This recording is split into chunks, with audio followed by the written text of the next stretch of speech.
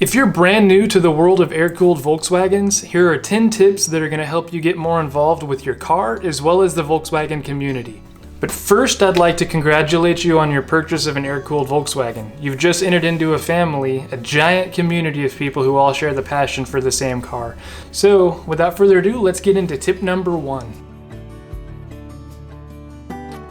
If you've got an air-cooled Volkswagen, you're definitely going to want to have yourself a copy of How to Keep Your Volkswagen Alive by John Muir. It's an invaluable resource that everybody should have either in their toolbox or in their car, like I keep mine. It goes over everything that you'd need to know, from just torque values and basic maintenance, all the way to rebuilding your own engine. All of the illustrations in the book are hand-drawn. It's really just kind of fun to read through, even if you're not doing any kind of repair. But it's really well laid out. Everything makes sense. It's easy to find the information you're looking for. You know, whether or not you've got cell service, if you're broken down the middle of nowhere, it's good to have a copy of this book on hand just to get you back on the road and get you rolling again.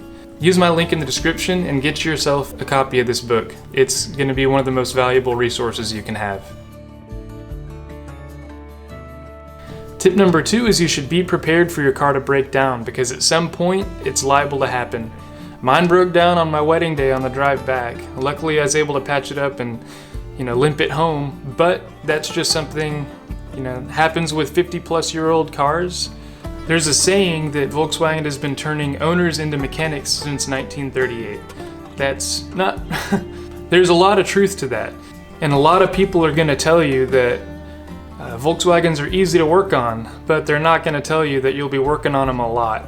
Kind of a part 2 to this tip is that it's always a good idea to keep some tools in your car, maybe some spare parts, just kind of the basic stuff, little socket set, some wrenches, needle nose pliers. Different YouTube videos will tell you complete list. I think VW Life has a video of about 100 things you should keep with you in your Volkswagen. So that's kind of a fun video to check out. Not everybody's going to keep 100 items in their car with them at all times, but having some basics, just as a backup is never a bad idea. I've had to change a throttle cable in the Walmart parking lot. It wasn't a big deal, but thankfully I had the part that I needed. You can never be over-prepared, I'll just leave it at that. Tip number 3 is to seek help if you need it. Don't get discouraged if there's something you feel like you can't tackle. Find a good group of VW guys near you. They'd probably be more than happy to have you around, just to have another, VW guy in the group. It's always fun to meet new people in this community. A lot of times they're excited to share what they know, and especially for people that are new to the hobby, they want to help keep these cars on the road as, just as much as anybody. So if you find yourself stuck, just reach out. Somebody out there can help you. There's nothing on these cars that hasn't been broken and then repaired and then documented. So just don't get discouraged, whatever you do. There's people out there that'll help you find the answers you're looking for to get your car back on the road.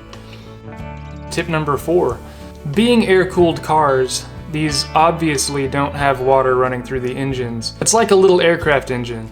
It's happy to run all day at higher RPMs. That's just kind of the way they're designed.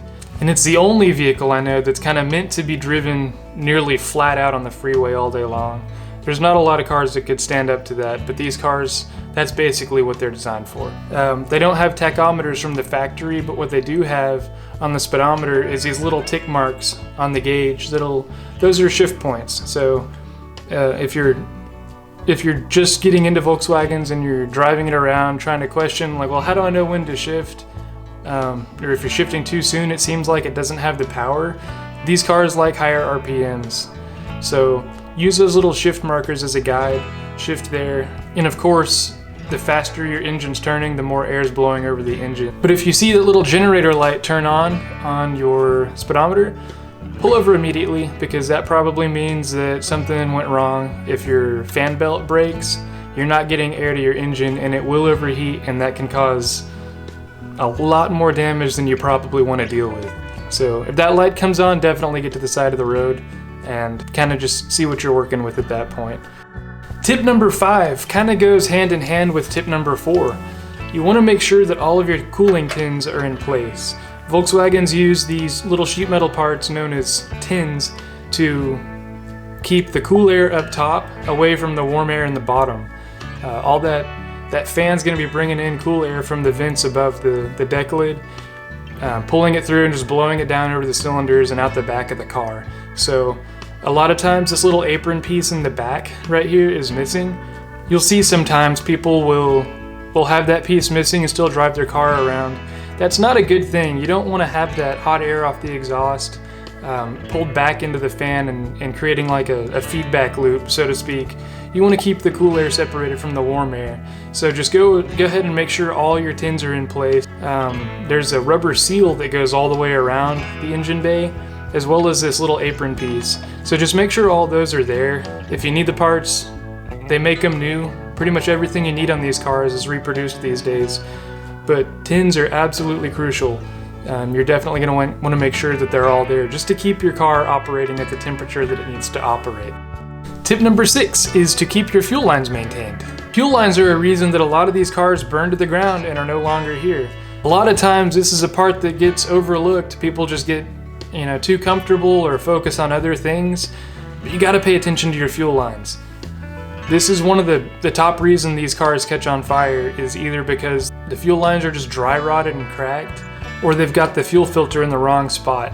One of the things you'll see the most in the forums is people telling other people not to keep the little plastic fuel filter in their engine bay. Right after your fuel pump right here, that line is pressurized going into the carburetor, and these little fuel filters aren't meant to be placed on a pressurized line. So right in between where the fuel line comes out of the pan and before it goes into the tin, there's a soft fuel line right there next to the transaxle, and that's where you're going to want to mount your fuel filter. That way if it does leak, it's not directly over your engine and you're a lot less likely to start a fire that way.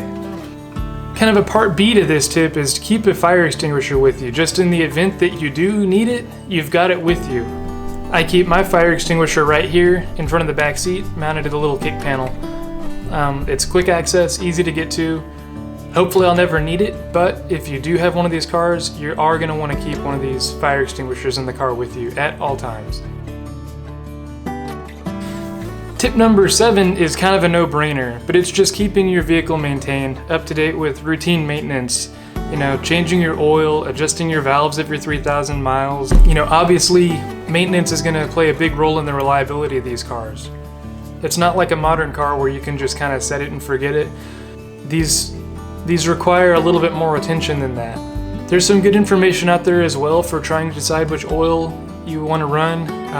I personally use Shell's Rotella 15W40. It's a diesel oil, but it's got a high zinc content, which is really good for these engines with the solid lifters.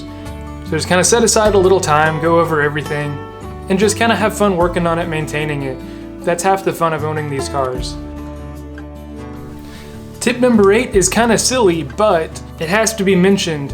Don't rely too heavily on wiring diagrams. Wiring diagrams are a great resource to kind of refer to if you're not sure where a wire goes, but these cars have had 50 years of time for people to mess with things, and wiring is one of those things that people just kind of do some redneck engineering just to make it work, but it may not be wired up how the factory had it wired to begin with. Get yourself a little test light. The test light's just a great tool to have in troubleshooting electrical problems. It's just a positive and a negative with a little light that lights up. You can diagnose a lot of electrical problems with just that one simple tool. So, tip number 9 is to buy German parts when you can. A lot of the parts today are made in China and Mexico. Sometimes you get good parts, but a lot of times the quality is just not there. A lot of the parts you'll get from China will be bad right out of the box. I know I've had that experience with wheel cylinders. I didn't have a lot of money when I restored my car, so I was buying cheap parts thinking I was saving money, but in the long run I ended up having to buy 2 or 3 parts just to get what I needed fixed. Kind of the same thing with the master cylinder. That was bad right out of the box. I've had a headlight switch that was bad right out of the box. So just, if you can, buy the German parts. They're a little more expensive, but in the long run, they're going to be better. Finally, tip number 10, which is the most important tip, is to drive your car. Even if it's just once a week around the block, keep everything lubricated and keep some fresh gas in it.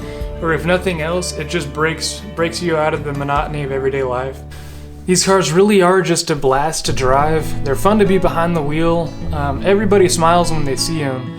I think it's really healthy just to get out there and drive a Volkswagen around. If you bought a project that's not running yet, just use that as motivation. You know, picture yourself driving it around, even just sitting in it.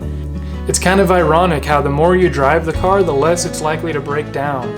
It's like the longer it sits, the more stuff's gonna break. It's weird how that works, but that's just kind of how it is. But that's what these cars are made for. They're made to just be driven. They weren't anything special when they came out. You know, it was just a car that a family bought to get them from point A to point B.